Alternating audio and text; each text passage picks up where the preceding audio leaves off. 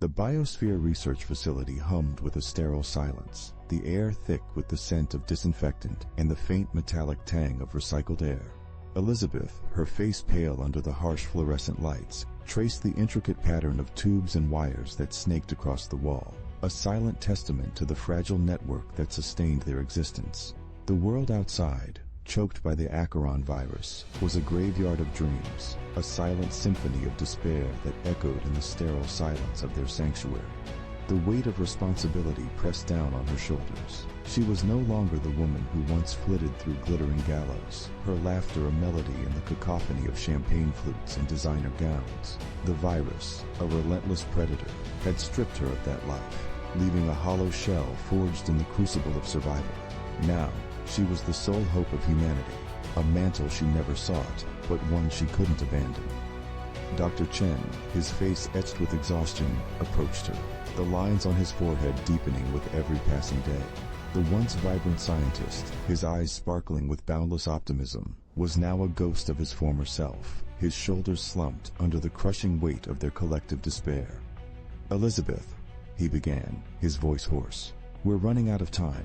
The virus is adapting, becoming more virulent. We need a solution, a miracle. We need—" He trailed off, his voice choked with the unspoken truth that hung heavy in the air. They were losing the fight.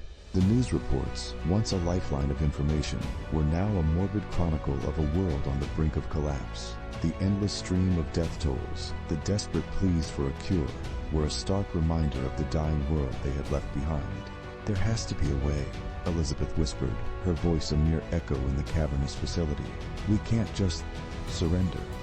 Dr. Chen shook his head, his eyes reflecting the weariness that had settled in their souls.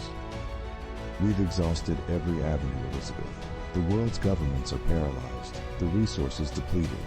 There's nothing left to offer but a prayer and a hope that, somehow, against all odds—" He stopped, unable to articulate the fear that gnawed at their collective consciousness, the fear of extinction.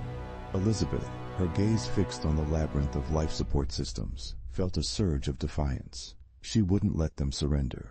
She wouldn't allow the virus to claim their future. She wouldn't let humanity fade into the shadows of oblivion. "There is an alternative," she said, her voice gaining strength, a flicker of hope igniting in her eyes. "An audacious one, but it might be our only chance. We build an ark," she continued, her voice echoing in the silence. "A lunar ark." The words hung heavy in the air, met with a wave of disbelief. "A lunar ark," Dr. Chen echoed, his voice laced with uncertainty. "Elizabeth, that's crazy." "I know," she interrupted, her voice unwavering. "But it's our only hope. If we can't conquer the virus on Earth, we escape it." The idea, as radical as it was, sparked a flicker of hope in the weary eyes of the scientists. They had nothing left to lose. This wasn't just an escape plan. It was a desperate gamble, a leap of faith into the unknown. The project, as Elizabeth envisioned it, was nothing short of audacious. A massive, self-sustaining space station, a refuge for a select few, would be sent to the moon, a fragile oasis in the vast expanse of space. It was a desperate gamble, a shot in the dark, but it was their only hope. The resources needed, the technology— "It's impossible," Dr. Chen said, shaking his head. "We can't even contain the virus here, let alone build a space station and get it to the moon." "We can," Elizabeth insisted, her voice firm, her resolve unshaken. "We have to. This is our last chance." The project was met with initial resistance. The scientists, weary and disillusioned, saw it as a diversion from the real fight. The world's governments, paralyzed by the crisis, were wary of sharing power and resources with a self-proclaimed savior. But Elizabeth, fueled by a steely determination, wouldn't be deterred. She leveraged her connections, her influence, and even her wealth, navigating the political landscape with a ruthlessness she hadn't known she possessed. She was a woman who had lost everything, and now she was ready to fight for the very survival of humanity. Slowly but surely, the project began to take shape. The best minds from around the world, convinced by Elizabeth's unwavering faith and the promise of a future, joined the cause. The facility buzzed with activity, a whirlwind of construction and experimentation. The Ark, a gleaming marvel of engineering, was taking form. It was a self-contained city in space, equipped with everything needed to sustain life: farms for food, water purification systems, and even a biodome to recreate a semblance of Earth's ecosystem. The selection process was rigorous. Only the most skilled and resilient, individuals with diverse expertise and a willingness to sacrifice everything for the future of humanity, were chosen. Doctors, engineers, farmers, scientists, astronauts, and even artists, a cross-section of society, a microcosm of the world they were leaving behind.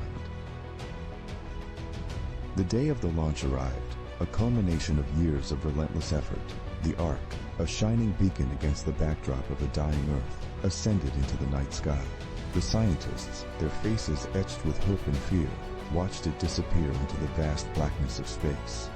Elizabeth, her heart pounding with a mix of excitement and sorrow, stood on the observation deck of the facility, watching the Ark soar towards its destination. The lunar surface, a cold and desolate expanse, was their only hope, their new home. But the journey was fraught with challenges. The Ark's systems were pushed to their limits, battling unpredictable cosmic radiation and micrometeoroid showers. The cramped quarters and the constant awareness of their isolation took a toll on the crew. Their faces, once etched with hope, now reflected a growing weariness, a haunting awareness of their fragile existence. Days turned into weeks, weeks into months. As they approached the moon, the tension within the Ark reached a fever pitch. Would they find a habitable landing site? Would the lunar environment be suitable for their survival? The weight of their future, the fate of humanity, rested heavily on their shoulders. The landing was rough, a jarring jolt that shook the entire structure. But they were on the moon. The first step onto the lunar surface was a moment of both triumph and despair. The moon, bathed in the harsh light of the sun, was a desolate expanse, a barren wasteland. The air was thin, a whisper of oxygen, and the gravity, a sixth of Earth's, made every movement awkward and cumbersome. But they were alive, and they had a new beginning. The crew, driven by a shared sense of purpose and the knowledge that they were the last bastion of humanity, began the arduous task of establishing their new home.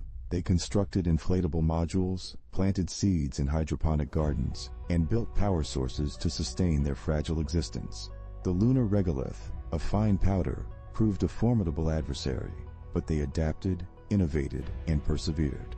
As the months passed, the lunar colony began to flourish. Greenhouses sprung up, filled with the vibrant hues of thriving plants. The Ark, once a cold and sterile vessel, now vibrated with life, a testament to human resilience.